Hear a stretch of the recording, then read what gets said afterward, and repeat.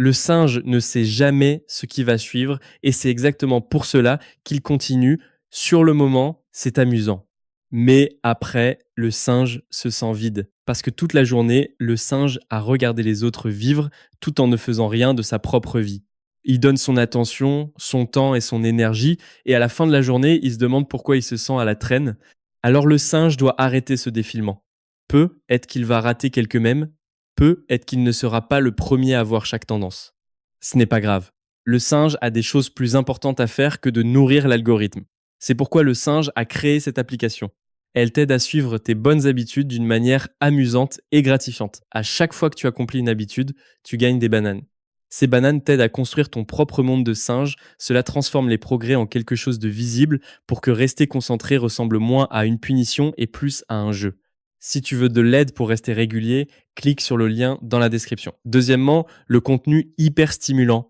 Le singe ouvre son téléphone pour une vidéo inoffensive, un extrait d'actualité, un chien amusant, une vidéo de cuisine, puis le fil d'actualité change.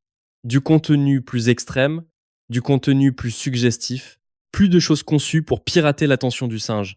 Avant même que le singe ne s'en rende compte, des heures se sont écoulées et son cerveau est complètement grillé. Ce genre de contenu modifie le système de récompense du singe. Cela rend la vie normale plus lente, plus fade, moins excitante. Le travail semble plus difficile. Lire semble ennuyeux. S'entraîner semble lourd. Même les joies simples commencent à perdre de leur saveur. Le singe devient agité, distrait et insatisfait, toujours à la recherche de sa prochaine dose de stimulation. Alors le singe doit protéger son attention. Tout ce qui divertit le singe n'est pas inoffensif.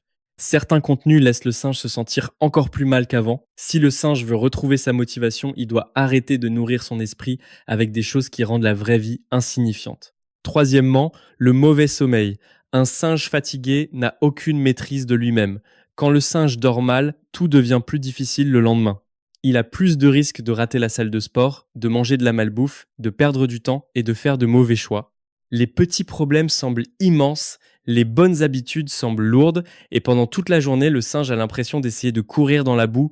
Le sommeil n'est pas juste du repos, c'est de la récupération, c'est de la régulation. C'est ce qui aide le singe à se réveiller avec de l'énergie, les idées claires et un équilibre émotionnel. Quand le singe continue d'écourter son sommeil, il rend silencieusement chaque aspect de sa vie plus difficile qu'il ne devrait l'être. Si le singe veut plus de discipline, il devrait dormir comme si c'était important. Parce que ça l'est. Quatrièmement, la malbouffe.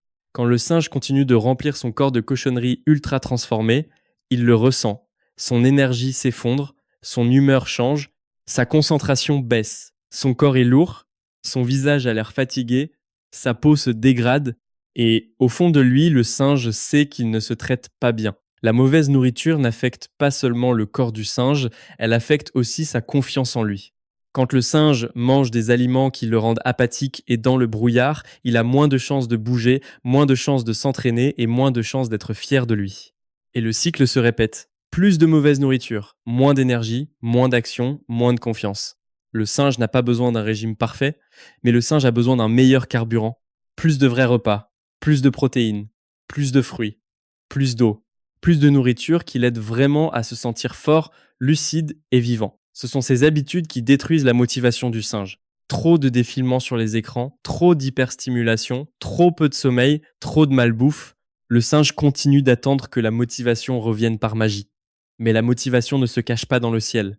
Elle est enterrée sous les mauvaises habitudes. Enlevez ces habitudes et la motivation a de la place pour revenir. Enlevez ces habitudes et la discipline commence à redevenir naturelle. Le premier objectif du singe n'est pas de devenir parfait. C'est de nettoyer ce qui empoisonne son énergie. Et un matin, plutôt que ce que le singe imagine, il se réveillera en se sentant plus léger, plus lucide, plus fort. Il regardera autour de lui et réalisera que quelque chose a changé. Pour la première fois depuis longtemps, le singe se dira « Waouh, ce singe se sent bien. Reste fort, le singe. » Le singe veut changer sa vie. Mais en ce moment, le singe n'a aucune motivation pour faire quoi que ce soit. Il pense qu'il est le problème. Il pense qu'il est paresseux, faible, brisé. Mais le singe a tort. Le vrai problème, ce sont les habitudes du singe. Quand le singe remplit ses journées avec des habitudes qui épuisent son énergie, sa concentration et son respect de lui-même, la motivation disparaît. La discipline disparaît aussi. Alors aujourd'hui, le singe découvre les 4 pires habitudes qui détruisent la motivation et le maintiennent bloqué.